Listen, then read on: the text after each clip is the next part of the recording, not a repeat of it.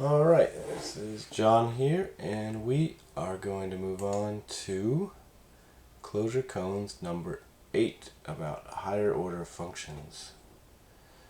So I will run through the functions one by one, evaluate them, and we should see it evaluate to true at the REPL down below. So let's get started. The map function relates a sequence to another.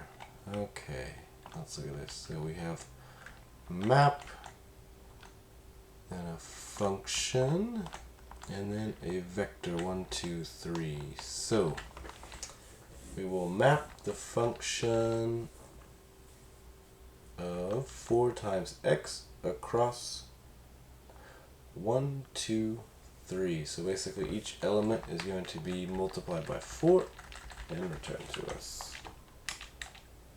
So 4, 8, 12. Alright, that evaluates to true down below, so we got that one right. Alright, you may create that mapping. Okay, so if we look here, it looks like we're going to map across 1, 2, 3, 4, 5, and then we're going to get back 1, 4, 9, 16, 25, which is the square of the input. So let's just do our anonymous function where we multiply the input times itself. Oh, oops, sorry about that. They don't want us to do anonymous here. X times x. So we have our function, and we will square the input, map it across 1, 2, 3, 4, 5, and we'll get back the squares. And that evaluates to true, so we got it right. So moving on, or use the names of existing functions. Okay, so we're going to map the function is nil over a, b, nil, c, d. So we should get false, false, true, false, false.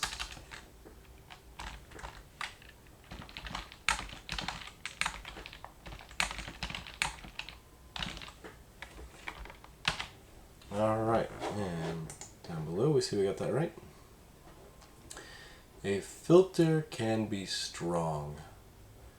Okay, so we are going to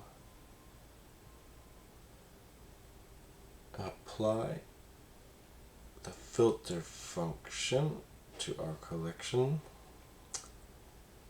and we will return false no matter what the input is. And so that, since our predicate is false, then it's going to filter out everything. So essentially we'll end up with an empty list in the end. Okay, we got that right.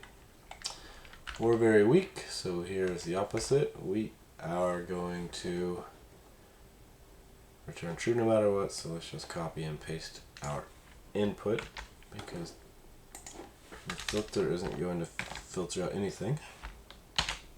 True, okay. Or somewhere in between. Okay, so our result is 10, 20, 30. When we filter 10, 20, 30, 40, 50, 60, 70, 80. So let's just say that we are going to have the function that the input is, say, less than 35. And we got that one right. So moving on. Maps and filters may be combined. Okay, so we are going to map a function, and we are going to filter the input to that function. Alright, so we end up with 10, 20, 30. Let's just do we're going to do the same thing. So let's just say we're going to take the first 3. So let's just say our filter function is that x is less than 3.5 in this case, which will filter out everything above 3. And then we're going to map a function over what's left, and we want to multiply what's left times 10. Alright, got that one right. Alright, reducing can increase the result. So what are we going to do? We have a function that multiplies A and B together, and we are going to reduce on a collection. Alright, so what happens here? We're going to start with the first element, and we're going to multiply it by the next, and then take that result and multiply it by, let me say that differently. We're going to take the first element and multiply it by the first element of the rest, and take that result and multiply it by the first element of the rest until we have nothing left. So in the end, what this whole thing means is to multiply 1, 2, 3, 4 together. So 1 times 2 is 2, times 3 is 6, times 4 is 24.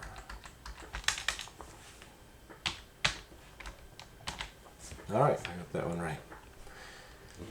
You can start somewhere else. Okay, we will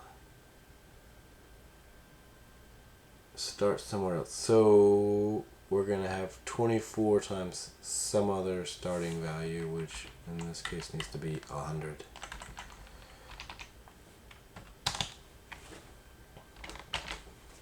Alright. Numbers are not the only things that one can reduce. So we have a function.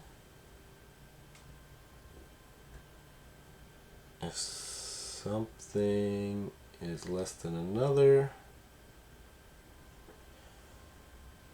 then B, otherwise A.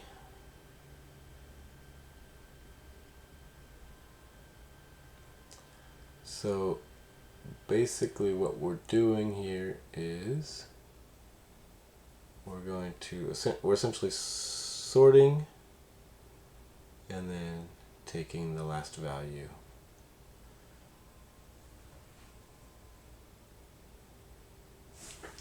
Alright, so if A is less than B, return B, otherwise return A.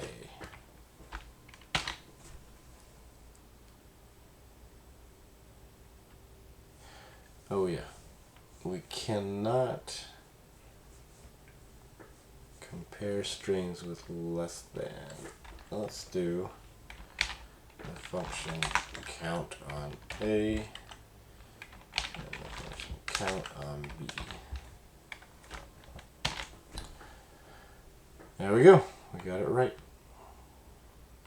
So thanks for watching.